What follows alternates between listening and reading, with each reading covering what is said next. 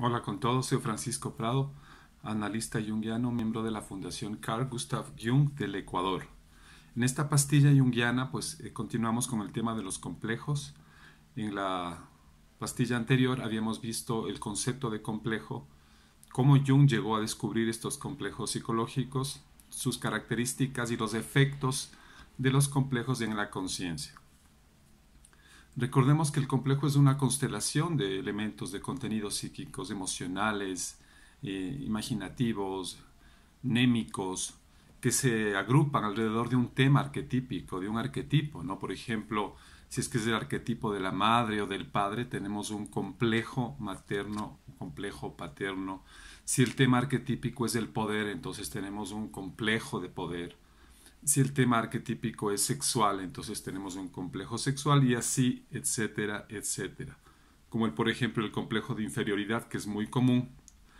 Tenemos en el núcleo arquetípico tal vez el arquetipo del niño o del bobo, si es que es una inferioridad intelectual. Entonces, estos complejos son personales, habíamos dicho que pertenecen al inconsciente personal, y están en este inconsciente flotando, están ahí, no necesariamente son patológicos, habíamos dicho, pero ciertas circunstancias de la vida pueden hacerlos activar, pueden volverlos activos, y si es que están muy autónomos, si es que se disocian mucho del resto de la psique, pues pueden causar problemas y trastornos psicológicos, ¿no? Entonces, solo como ejemplo, por ejemplo, el complejo materno, que decimos que se constela alrededor de este arquetipo de la madre. Recordemos lo que es el arquetipo de la madre, ¿no? Lo que nos brinda el sustento básico, la confianza básica en la vida, la seguridad básica en la vida. El arquetipo de la madre es nutricio, o sea, tiene que ver mucho con la alimentación, con el cuerpo, con la naturaleza, con el placer, ¿no? Con el sentirte contenido en algo que te abraza, que te protege, que te cuida, que te nutre, todo esto, ¿no? En su aspecto negativo sabemos que el arquetipo materno también puede ser la madre terrible, la no madre o la madre sobreprotectora, devoradora, cuya imagen arquetípica la tenemos en los mitos y en los cuentos como las brujas, como las Calis, todas estas madres terribles, ¿no? Entonces, cuando se forma un complejo materno, tenemos una madre personal, el niño encuentra una madre personal, su madre o sustitutos. El niño en su inconsciente colectivo trae un arquetipo de materno, pero que está vacío, sin la experiencia individual todavía, solo tiene la experiencia colectiva de la especie.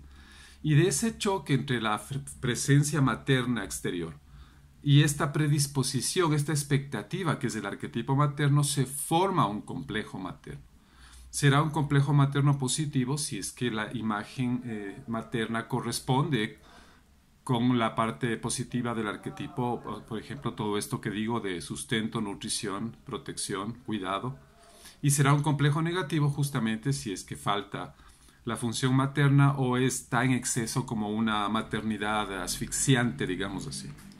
Entonces, por ejemplo, en el hijo el complejo materno tiene muchos efectos. Podríamos decir en resumen que el complejo materno es regresivo, ¿sí? Las personas que tienen un complejo materno muy activo, muy autónomo, no pueden crecer. Les convierte este complejo en adolescentes eternos, ya sea hombre o mujer, en puer eternus o puella eterna. Entonces no pueden desarrollar su vida normalmente porque hay una fuerza regresiva que es este complejo materno que les lleva al inconsciente, que les lleva a la infancia, que le lleva a la comodidad. Cuando decimos la zona de confort podemos estar hablando del complejo materno. Entonces eso tiene efectos muy diversos en los hijos, ya sea varón, ya sea mujer, ya sea de una, digamos, desarrollo positivo de lo que es lo materno, ¿sí? Que es sentirse contenido, sentirse, digamos, en contacto con la vida. Y en los complejos también negativos tendría que ver también con esta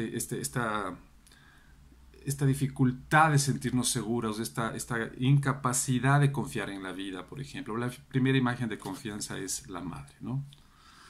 Entonces, esto es en cuanto al complejo materno. En cuanto al complejo paterno, se da lo mismo. Tenemos la imagen arquetípica del padre, que tiene que ver más que nada con la ley, que tiene que ver el padre con el guía, la guía, con lo cultural, con la civilización, con la organización, la estructura, ¿no?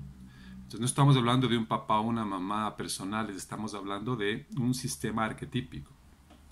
Entonces en el complejo paterno, todas estas emociones, imágenes se constelan alrededor de un arquetipo paterno, justamente con este choque que les decía entre un padre exterior, un padre personal, o un sustituto, porque a veces no está el padre, puede ser el abuelo, el tío, etcétera, o un maestro. Depende cómo haya sido la experiencia del individuo con estas figuras paternas, maternas, se forma un complejo positivo o un complejo negativo. El que sea un complejo positivo no necesariamente quiere decir que sea sano, porque el complejo materno positivo, por ejemplo, a una persona le puede llevar a hacerse adicta, ¿sí? Porque lo que busca justamente es ese paraíso que simboliza el complejo materno positivo. En el caso del complejo paterno, entonces ya no es regresivo, sino es represivo, porque tiene mucho que ver con las leyes, con esto que Freud llamaba el super yo, por ejemplo, ¿no? Que son estas expectativas éticas, este principio de perfección, de virtud que tiene la civilización. Entonces el complejo paterno también te puede anular, no importa si es positivo o negativo, si es que es patológico, ya sea porque se admira a esta figura paterna o lo paterno está muy idealizado, lo espiritual, por ejemplo, lo intelectual.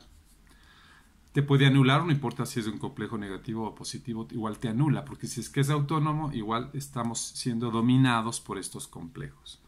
Entonces, en resumen, podríamos decir que el complejo materno es regresivo, nos lleva a lo infantil, a lo inconsciente, a la comodidad, a la inercia, y el complejo paterno sería represivo, ¿no? O sea, nos hace sentir ya la culpa, nos hace sentir ya pues que estamos siendo rechazados de una familia, de un sistema social, con esta dinámica de la vergüenza, de la culpa y el castigo y todo esto.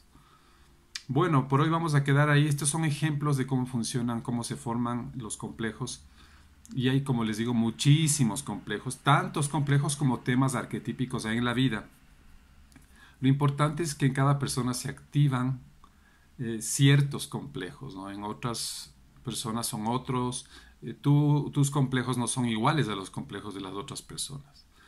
Entonces, cada uno tiene que trabajar estos complejos, tiene que hacerse cargo. En la terapia los personificamos, los observamos porque van a aparecer en los sueños, van a aparecer en la fantasía. Los complejos van a aparecer en las expresiones creativas, en los síntomas físicos o psíquicos, etc. Entonces, estos son ejemplos de estos complejos materno y paterno. Seguiremos en una próxima pastilla con más temas. Gracias por su atención.